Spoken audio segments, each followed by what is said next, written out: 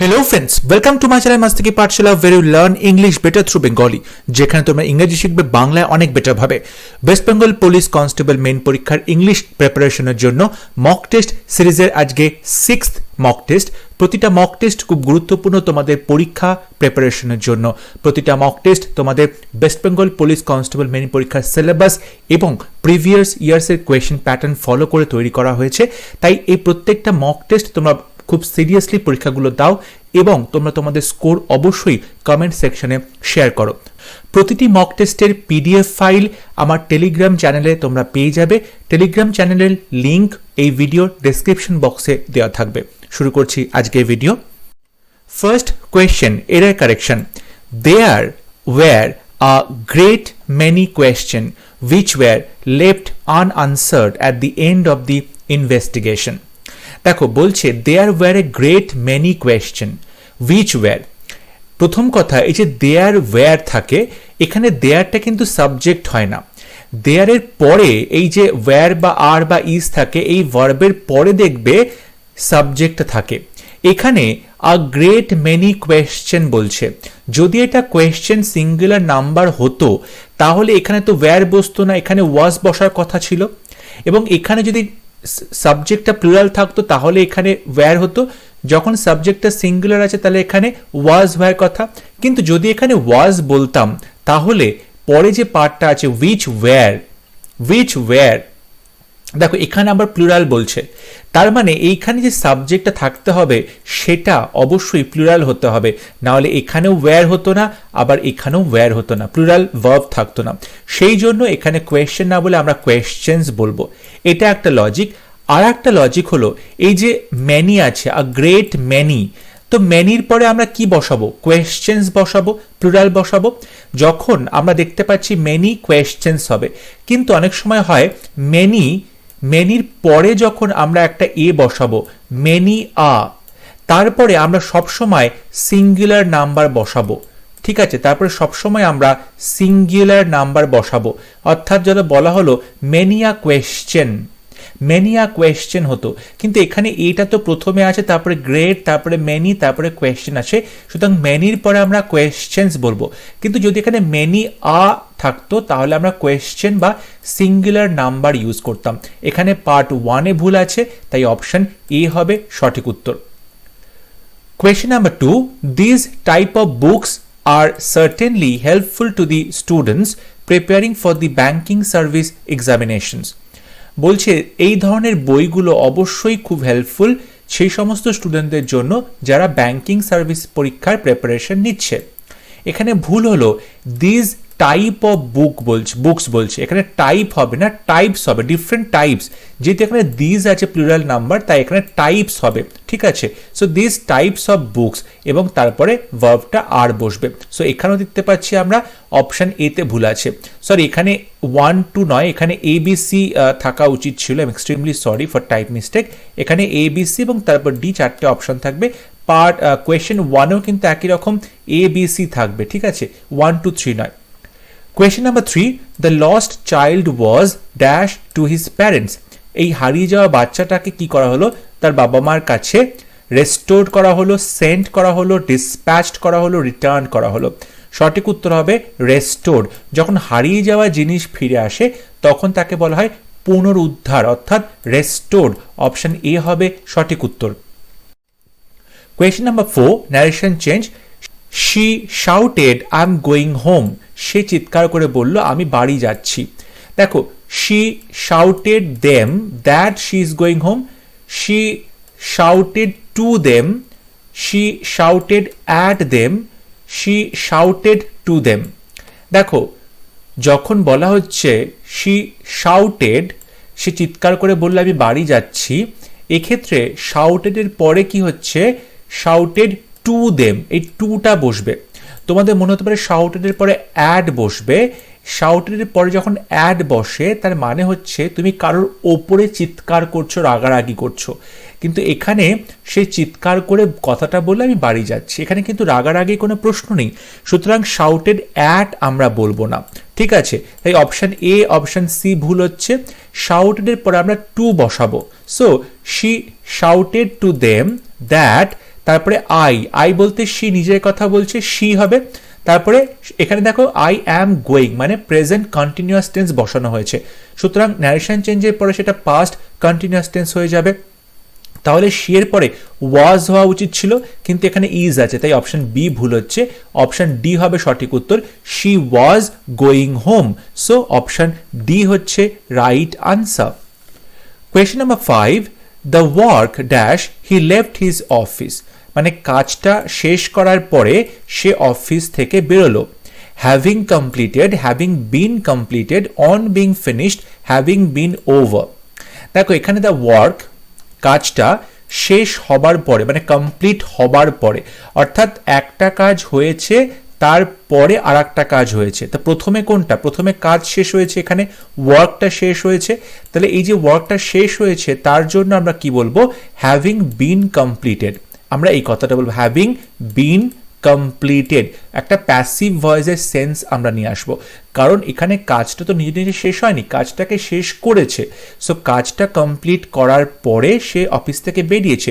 So কাজটা complete হবার পরে, অর্থাৎ the work having been completed. অর্থাৎ অপশন বি হবে সঠিক উত্তর। Question number 6, statistics dash always my worst subject. Statistics আমার সবসময় খুব মানে বাজে একটা সাবজেক্ট, আমি একদমই স্ট্যাটিস্টিক্স কিছু বুঝি না বা পারি না। এখানে স্ট্যাটিস্টিক্সের পরে কি বসানো হবে? আর, ইজ, ওয়াজ, ওয়্যার। দেখো স্ট্যাটিস্টিক্স হচ্ছে একটা পার্টিকুলার সাবজেক্টের কথা বলছে, এখানে লাস্টে এস আছে মানে এটা কিন্তু প্লুরাল নাম্বার নয়, এটা সিঙ্গুলার নাম্বার এবং এটা একটাই মাত্র সাবজেক্টের কথা বলছে, যেমন ম্যাথমেটিক্স। এক্ষেত্রেও দেখো ম্যাথমেটিক্স কিন্তু একটা পার্টিকুলার সাবজেক্ট, এখানে কিন্তু অনেকগুলো সাবজেক্ট নয়, তাই এটা কিন্তু সিঙ্গুলার নাম্বার, তারপরে আমরা ইজ বসাবো। So statistics is always my worst subject. Option B হবে সঠিক উত্তর।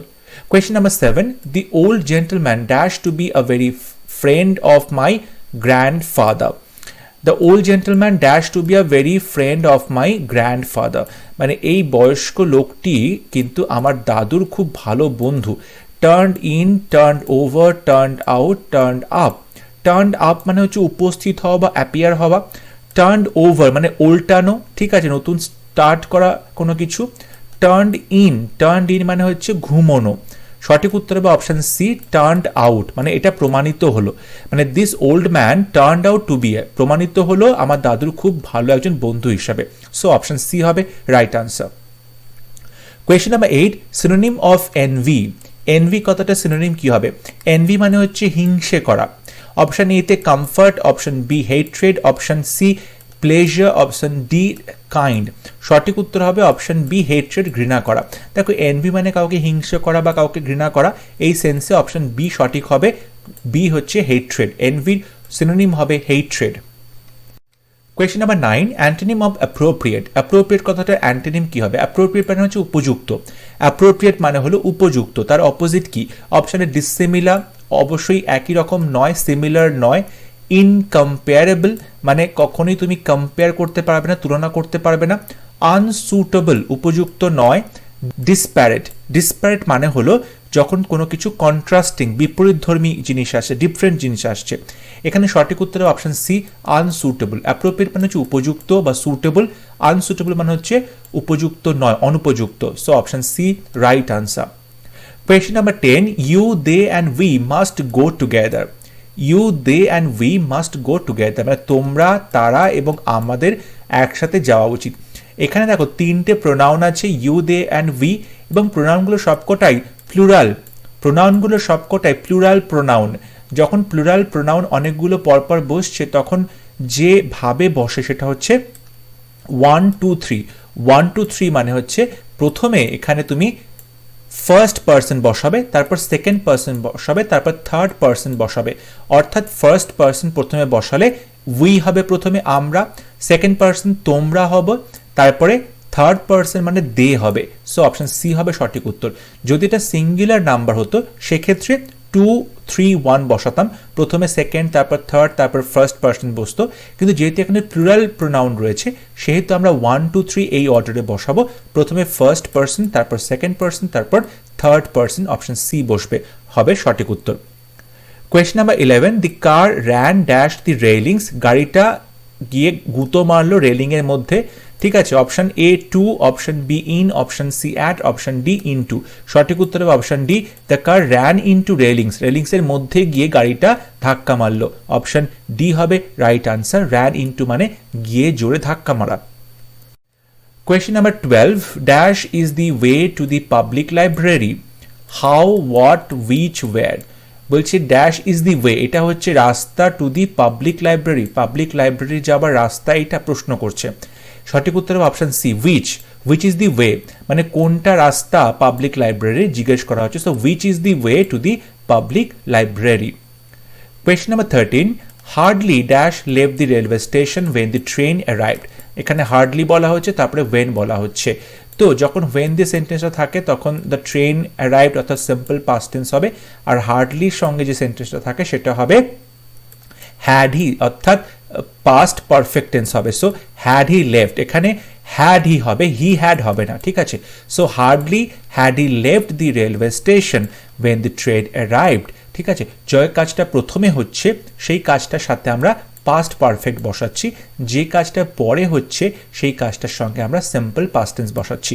সে যেই মাত্র রেলওয়ে স্টেশন ছেড়ে বেরোলো সঙ্গে সঙ্গে ট্রেনটা ঢুকলো, সো ছেড়ে বেরোনোটা তার সেটা প্রথমে হয়েছে, তাই জন্য আমরা হ্যাড হি অর্থাৎ পাস্ট পারফেক্ট টেন্স ইউজ করছি।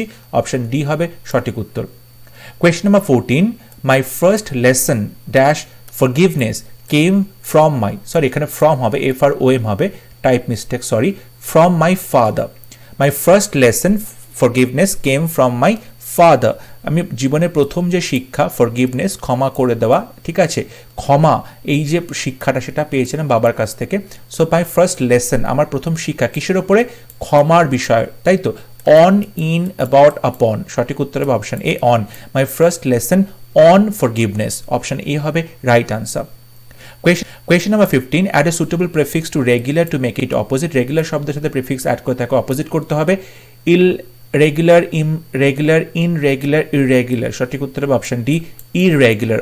ওকে, রেগুলারের অপোজিট হচ্ছে irregular, অপশন ডি হবে right answer. Question number 16, I must take exception to your remark. এই টেক এক্সেপশন কথাটা, এই ইডিয়ামটার অর্থ কি?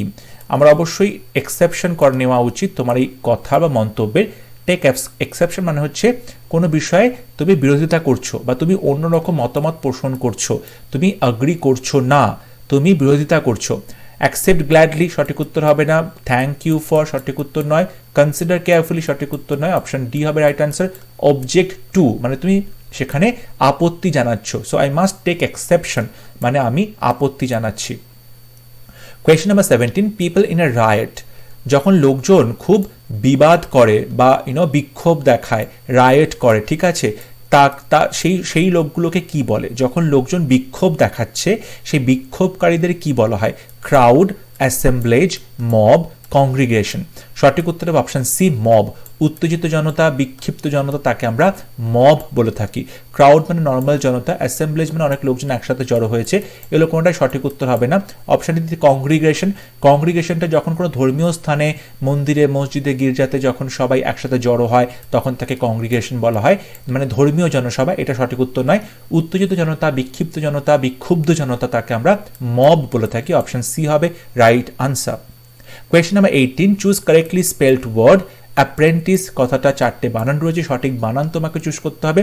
অ্যাপ্রেন্টিস, অপশন সি হবে right answer. APPRENTICE, apprentice, option C right answer. Question number 19, the whole problem has been swept under the carpet but that is not the solution. এই যে swept under the carpet, এই কথাটার অর্থ কি? kept hidden, ignored, solved, detected। সঠিক উত্তর হবে option A kept hidden, লুকিয়ে রাখা হয়েছিল। The whole problem has been swept under the carpet মানে কার্পেটের তলায় তাকে চাপা দিয়ে দেওয়া হলো, তার মানে তুমি তাকে লুকিয়ে ফেললে, প্রবলেমটাকে তুমি লুকিয়ে ফেললে, কারণ সেটা কোনো সলিউশন নয় তবুও, কিন্তু এই সোয়েপ্ট আন্ডার দি কার্পেট কথাটা মানে হচ্ছে কেপ্ট হিডেন, লুকিয়ে রাখা। কোয়েশ্চন নাম্বার 20, রিঅ্যারেঞ্জমেন্ট করতে দেওয়া হয়েছে, ফার্স্ট পার্ট এবং লাস্ট পার্টটুকু রয়েছে, মাঝখানে পিকিউআর এর সঠিকভাবে সাজিয়ে মিনিংফুল সেন্টেন্স লিখতে হবে। Although fruits can no longer grow once picked, যদিও ফলগুলো বেশি দিন টিকতে পারে না, মানে বাড়তে পারে না, সরি, no longer grow তারা বেড়ে উঠতে পারে না, once picked যখন ফলগুলোকে তুমি গাছ থেকে ছিঁড়ে নিচ্ছ। গাছ থেকে ছিঁড়ে নেওয়ার পরে ফলগুলো কিন্তু আর বাড়তে পারে না। অপশন পিতে বলছে টেকিং ইন অক্সিজেন, অক্সিজেনটা তারা গ্রহণ করছে। They continue to respire for some time, কিছুক্ষণের জন্য তারা তখনও কিন্তু রেসপায়ার করে, মানে শ্বাস প্রশ্বাস নিতে থাকে। Giving off carbon dioxide, carbon dioxide ছাড়ে just as human beings do, যেমনটা হিউম্যানরা করে থাকে ওয়েন দে ব্রিথ, যখন তারা শ্বাস প্রশ্বাস নেয়। দেখো, although fruits can no longer grow once pick, যদিও ফলগুলো বাড়তে পারে না যখন তাদেরকে ছিঁড়ে নেওয়া হয়। তারপরে কি হচ্ছে, দে কন্টিনিউ টু রেসপায়ার, তারা কিন্তু কি করে, continue to respire for some time, কিছুক্ষণের জন্য তারা নিঃশ্বাস প্রশ্বাস ত্যাগ করে। তাহলে কিউ দিয়ে তোমাকে শুরু করতে হবে, তাই অপশন বি, সি এবং ডি ভুল হচ্ছে। অপশন এ হবে সঠিক উত্তর, কিউ দিয়ে শুরু করবে। They continue to respire for some time. তারপরে বলছে কি টেকিং ইন অক্সিজেন, কিভাবে রেসপায়ার করে, টেকিং ইন অক্সিজেন। তারপরে পি বসছে and giving off carbon dioxide, এবং কার্বন ডাইঅক্সাইড তারা ছাড়ছে। তো তারপরে তুমি আর বসাবে, আর বসানোর পরে কি হবে, just as human beings do, ঠিক যেরকমটা হিউম্যান বিংরা করে ওয়েন দে ব্রিথ, যখন তারা নিঃশ্বাস প্রশ্বাস নেয়। তারপরে আমি এস বসাবো। সো অপশন এ হবে সঠিক উত্তর। এরপর প্যারাগ্রাফ রয়েছে রিডিং কম্প্রিহেনশন, সেটা পড়ে 5টা প্রশ্নের সঠিক উত্তর দিতে হবে। John had never thought much about the origin of the wealth or inequalities in life. John কখনই জীবনে আমাদের সম্পত্তি কিভাবে হচ্ছে, টাকা পয়সা কিভাবে হচ্ছে, সম্পদের উৎস কি, বা জীবনে যে অসাম্য ইনইকুয়ালিটিস সেগুলো কেন আসছে, এইসব নিয়ে একদমই ভাবনা চিন্তা করেনি। হি নেভার থট, ভাবনা চিন্তা করেনি।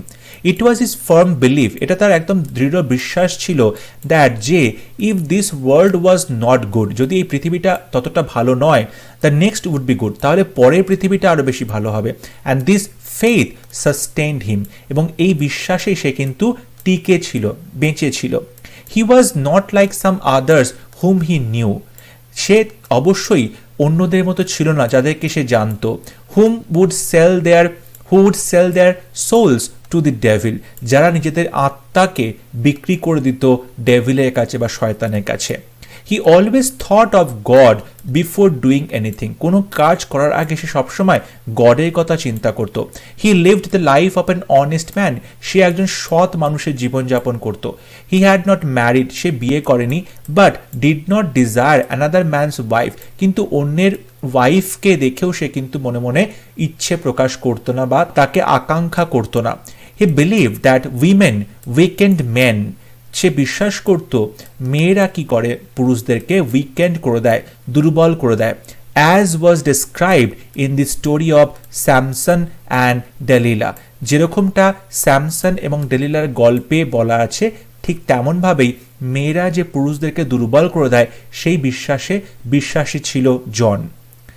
এই প্যাসেজটি থেকে এবার 5টা প্রশ্ন আছে, তোমাদের সঠিকভাবে উত্তর দিতে হবে। To sell one's soul to the devil means, যখন কেউ ডেভিলের কাছে, শয়তানের কাছে নিজের আত্মাকে বিক্রি করে, এই কথাটার মানে কি? এই কথাটার মানে হচ্ছে যখন কেউ গিভিং আপ ওয়ান্স অনেস্টি, নিজের যে সততা সেটাকে সে বিক্রি করে ফর দি সেক অফ, কিসের জন্য? মানিটারি বেনিফিট, টাকা পয়সা পাবে বলে, টাকা পয়সা সুবিধা পাবে বলে নিজের আত্মাকে, নিজের অনেস্টিকে, সততাকে কেউ বিক্রি করে দেয়, গিভিং আপ করে দেয়, ত্যাগ করে, তখন বলা হয় সে শয়তানের কাছে নিজের আত্মাকে বিক্রি করেছে। সো সি হবে সঠিক উত্তর। Question number 22, John thought that women weakened men, John মনে করত মহিলারা পুরুষদেরকে দুর্বল করে দেয়, কারণটা অপশন ডিতে আছে। হি ওয়াজ কনভিন্সড, সে এটা একদম বিশ্বাস করত, that what the story of Samson and Delilah illustrates is correct, যে স্যামসন এবং ডেলিলার গল্পে যেটা বলা আছে সেটা সত্যি কথা, যে পুরুষরা উইক হয়ে পড়ে মহিলাদের দ্বারা, বা মহিলারা পুরুষদেরকে উইক করে দেয়, দুর্বল করে দেয়। তাই অপশন ডি হবে সঠিক উত্তর।